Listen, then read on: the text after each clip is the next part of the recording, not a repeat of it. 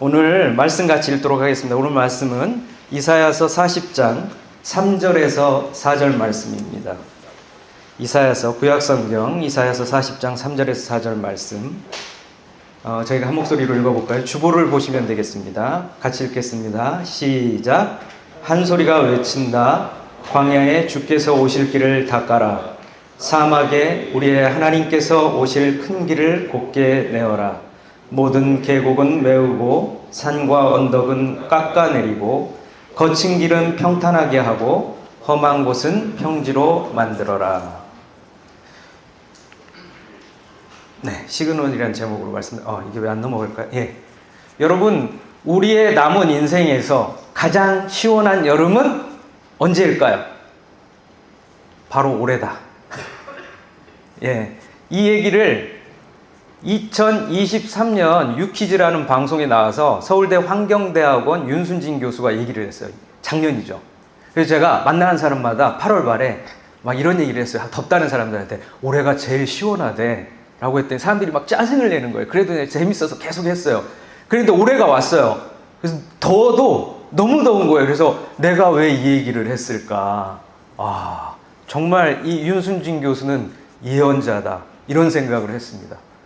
여러분, 9월에 열대야가 올 거라고 누가 생각했을까요? 여러분, 과학자들이 99%의 확률로 이야기하는데 그야말로 진짜 이제 이 열대야가 9월에 뿐만 아니라 이게 계속될 수도 있죠. 네. 그러니까 올해가 가장 시원하다는 얘기죠. 지구의 평균 온도가 여러분 산업혁명이라고 얘기하는 1850년에서 1900년대, 여러분 그래프를 보면 그 이전까지는, 산업혁명 이전까지는 그냥 평균 기온의 변화가 거의 없습니다. 그러다가 어떻게 되죠? 1900년이 지나면서 그야말로 상승합니다. 수직 상승하는데, 여러분 1.15도가 올랐다고 얘기를 하셨는데 올해는 1.5도가 넘었다는 얘기도 있습니다. 여러분 1.5도, 평균 기온이 1.5도가 올라가면 폭염이 2배가 됩니다. 우리가 이번 연도에 경험을 했죠. 그래서 파리 기후협약에서 1.5도를 마지노선으로 선택한 거죠. 그래서 지금은 지구온난화의 시대는 끝났고 지구 열탕화의 시대에 접어들었다라고 얘기하고 있죠. 요즘 수컷 거북이가 안 태어난다는 겁니다. 왜냐하면 27.7도보다 낮으면 수컷이 태어나고 31도보다 높으면 암컷이 태어나는데 지금 여기 보시면 99%가 암컷이 태어난대요. 무슨 얘기일까요? 31도보다 높다는 거죠. 자, 그러면 해양선물에 이제 이대로 가면 41%가 생존의 위협을 받고 있는데 위험하다는 거죠. 근데 이렇게 이야기하고 있습니다. 뭐냐면 거북이가 그럼 멸종될 수도 있다. 왜냐하면 암컷만 태어날 거니까. 그렇죠? 그런데 이런 얘기를 하는 거죠. 뭐냐면은 그러면 인간은 무사하겠는가? 지구는 그대로 있을 것 같은데 그러면 인간은 무사하겠는가? 이 얘기를 던지는 거죠. 이게 강원도 지금 동해안의 해안선입니다. 2020년 8월의 모습이고 2023년 1월의 모습입니다. 여러분 어떻죠? 눈에 띄게 줄어들었죠. 해수면이 상승했다는 얘기입니다. 지난 화요일에 말씀을 전하고 나서 우리 사장님과 대화를 나누는데 사장님께서 저한테 이렇게 말씀하시더라고요. 동해안에서 물고기가 안 잡힌다. 해수면의 온도가 상승했기 때문에. 여러분 제가 웃으며 얘기하지만 지금 우리나라가 밀을 1% 생산합니다. 99%를 수입에 의존합니다. 지금 이 폭염 때문에 세계 2위 밀 생산량을 자랑하는 인도에서 밀 생산이 절반으로 떨어졌습니다. 식량이 전쟁 무기화돼 가고 있는 시기인 거죠. 이 심각한 얘기 아니겠습니까? 그린란드에서 1분에 100만 톤씩 녹고 있어요. 하루에 60억 톤의 빙하가 녹아내렸다고 합니다. 여러분 그 사실 아실 거예요. 평균 기온이 2도 정도 올라가면 어떻게 되죠? 북극의 얼음이 녹죠. 그러면 해수면이 7m가 상승합니다. 물에 잠기겠죠. 신생아실입니다. 지난주에 우리가 이제 굉장히 부러워하신 이야기를 하셨는데 우리가 축하하고 오종철 과장님 축하하고 했는데 신생아실의 모습이죠. 자, 우리나라가 2012년에 48명만 약 48명의 아이가 태어났습니다. 2023년 작년에 몇 명이 태어났죠? 23만 명입니다. 절반 이하로 떨어졌죠. 합계 출산율입니다. 2014년에 1.2명, 그 다음에 2023년에 0.72명입니다. 여러분, 보통 우리가 저출산이라고 하면 합계 출산율 2.1 이하면 뭐라고 얘기하죠? 저출산이라고 얘기합니다. 상식적으로 생각해봐도 두 사람이 만나서 결혼해서 두 명은 낳아야 평균이 유지되겠죠. 현상 유지가 될 텐데 지금 3분의 1 토막이 난 겁니다. 심각하다는 것이죠. 네. 지금 입학 추이가 나와 있는데 이 얘기 아시죠? 벚꽃 엔딩. 벚꽃 피는 순서에 따라서 대학이 문을 닫고 있다는 얘기를 합니다. 예, 그래서 이렇게 많은 대학들이 2020년 이후에 폐교됐습니다. 제가 알고 있는 제 후배 중에 한 명도 신학대학에서 교수를 하고 있는데 그 친구가 자기의 자리도 5년에서 6년 안쪽에 보존되기 어려울 것 같다. 왜냐하면 입학생이 현격하게 줄어들고 있기 때문에. 여러분, 하임리 법칙이라는 걸 들어보셨어요? 체르노빌 사건이 일어났을 때 그게 그냥 그 한 사건이 어쩌다 일어난 게 아니고 300개의 작은 사건들이 일어났어요. 그 다음에 29개의 좀 놀랄만한 사건들이 일어나다가 체르노빌 사건이 터진 겁니다. 1994년입니다. 뉴스를 들었어요. 7시 40분에 성수대교 상판이 무너졌다는 얘기. 이게 있을 수 없는 일이죠. 상판이 무너져 내렸어요. 그래서 32명의 버스를 타고 가던 우리 시민이, 그 중에는 무학여고 학생이 9명 있었어요. 저희 집 근처에 무학여고가 있는데 7시 40분이었으니까 출근하는 우리 회사원들, 통학하는 학생들이 타고 있는 버스가 지나가다가 그게 상판이 무너지니까 32명이 죽었습니다. 그리고 17명이 부상자가 나왔어요. 지금도 양재 시민의 숲에 가면, 공원에 가면 위령탑이 있습니다. 그 위령탑은 다른 건데 제가 좀 착각했네요. 예, 지금 이렇게 2명이나 죽었어요. 그래서 이걸 보면 그냥 일어난 게 아니라는 거죠. 여기 보면 H빔이 있는데 이 H빔을 여기 보시면요, 불량 용접을 했어요. 돈 때문에.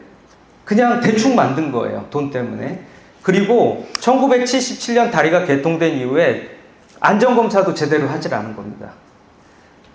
그래서 시는 이 문제의 징후들이 하나둘 드러나는 게 시에 보고가 됐어요. 그래서 성수대교 무너지기 10시간 전에 이미 서울시 도로국사나 건설사업소에 무너진 곳 50m 부분에 상판 임세에 이상이 있다, 이런 보고를 받았습니다.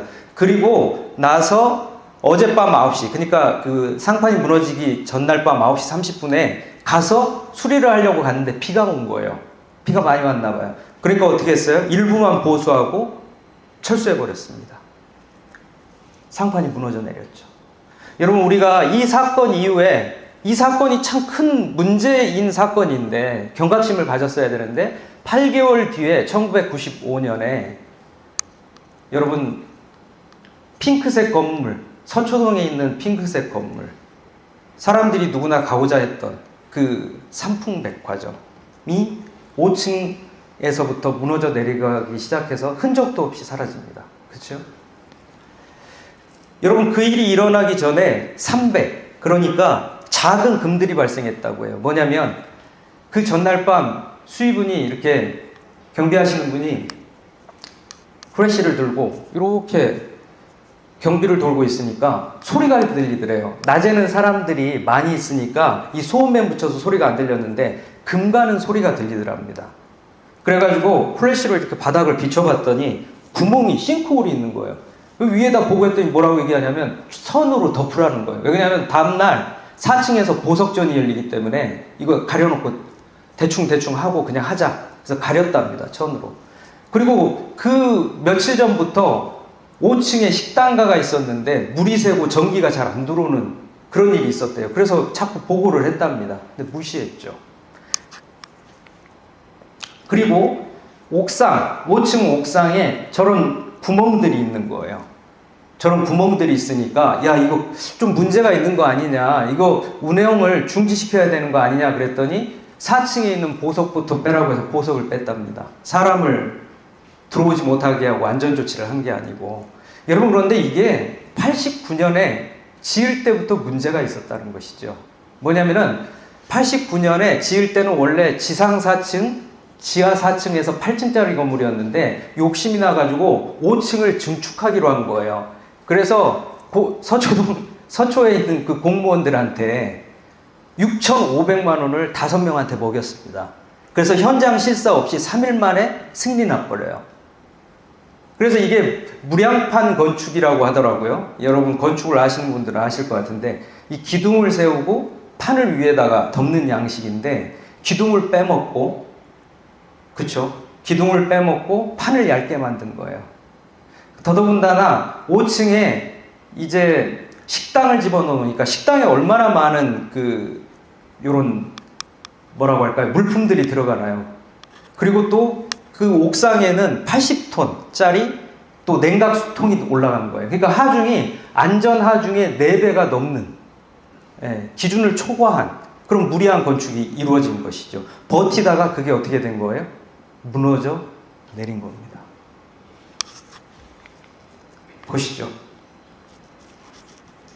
502명이 죽었습니다. 6.25 이래 단일 사건으로 최대 많은 사람이 이 일로 인해서 사망했습니다. 937명의 사상자가 일어났고, 그리고 살아남은 사람들 중에도 지금까지도 잠을 못 자서 정신과에 다니고 그때 박힌 파편으로 인해서 그 상처로 인해서 고통받고 있는 사람들이 너무도 많습니다. 아까 제가 잘못 말씀드렸는데 지금도 양재 시민의 숲에 가보면 그 위령탑이 있죠. 예. 여러분, 2024년 올해 4월에 7.2, 강도 7.2의 지진이 타이페이에서 일어났습니다. 기억하세요?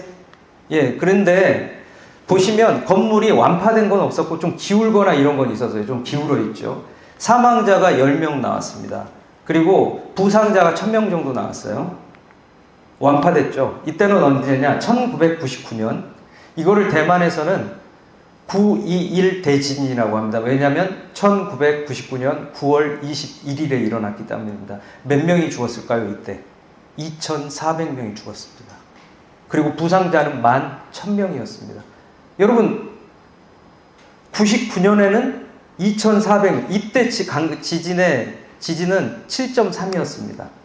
올해는 7.2. 별로 차이는 안 나죠. 강진이죠, 둘 다.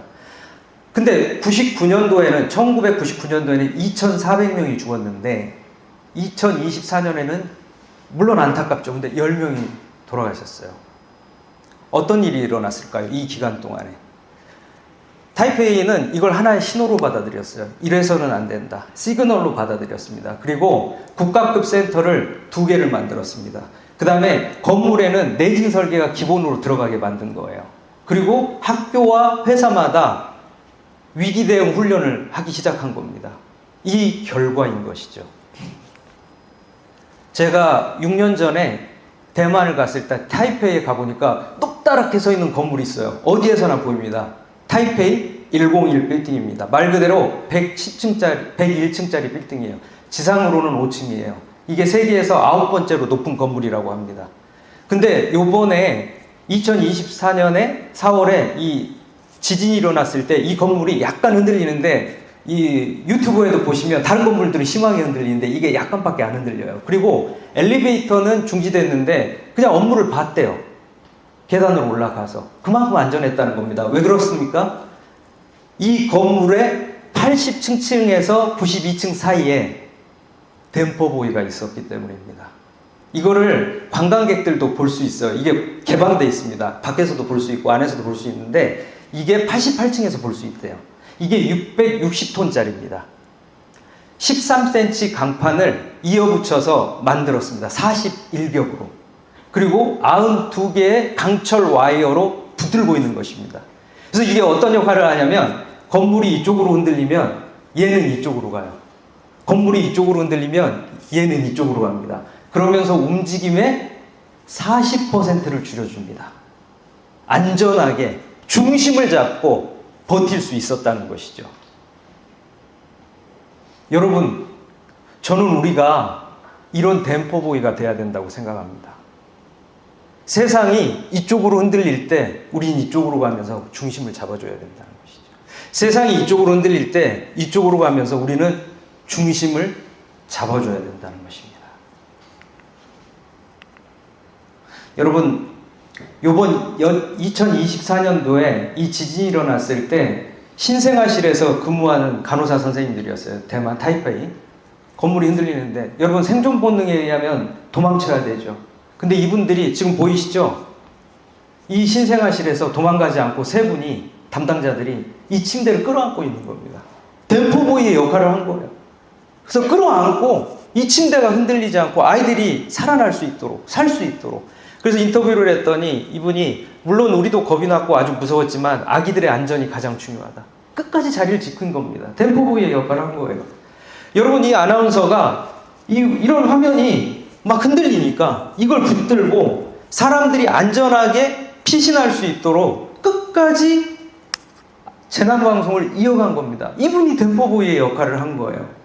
여러분, 선지자들, 구약의 예언자들이 이스라엘 사회가 이쪽으로 흔들리면 이쪽으로 가는 거예요. 이스라엘 사회가 이쪽으로 흔들리면 이쪽으로 가는 겁니다. 그러면서 댐퍼보이의 역할을 한 거예요. 여러분, 지금 우리 사회가 막 흔들리고 있습니다. 지금 환경적으로도 여러분, 시그널이 여기저기에서 300개, 29번 이런 시그널들이 있다는 거예요. 여러분, 우리가 이 시그널들을 틀어야 됩니다. 그냥 무심코 지나가면 안 되지요. 우리가 댐퍼보이의 역할을 해야 된다는 것입니다. 660톤. 우리가 그런 댐퍼보이. 29겹의 단단한 강철 와이어로 서로 연결되어 있듯이 우리 벽산이 이 사회에서 이런 댐퍼보이의 역할을 해야 된다는 것이죠. 그래서 사회가 이쪽으로 흔들리면 우리는 이쪽으로 가면서 중심을 잡아주고, 이쪽으로 흔들리면 이쪽으로 가면서 중심을 잡아줘서 우리 사회가 바른 길로 갈 수 있도록, 옳은 길로 갈 수 있도록, 안전한 길로 갈 수 있도록 우리가 댐퍼보이의 역할을 해야 된다는 것입니다. 여러분, 그런 무게중심을 잡는 댐퍼보이로 살아가시기를 주님의 이름으로 축원합니다. 같이 기도하겠습니다.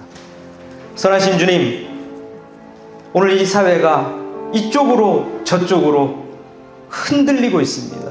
또 하나님, 환경으로, 또 여러 출산율의 문제로 우리 사회가 하나님 이 모양 저 모양으로 하나님 고통스러운 신호음들이 들리고 있습니다. 오 하나님, 이 사회 속에서 우리가 댐퍼보이의 역할을 할 수 있게 하여 주시옵소서. 무게중심을 잡고 도덕적으로, 영적으로, 우리가 사회적으로 하나님 바른 길, 옳은 길을 제시하는 그 무게중심을 지키는 영적인 댐퍼보이가 되게 하여 주시옵소서. 주 예수 그리스도의 이름으로 기도드리옵나이다. 아멘.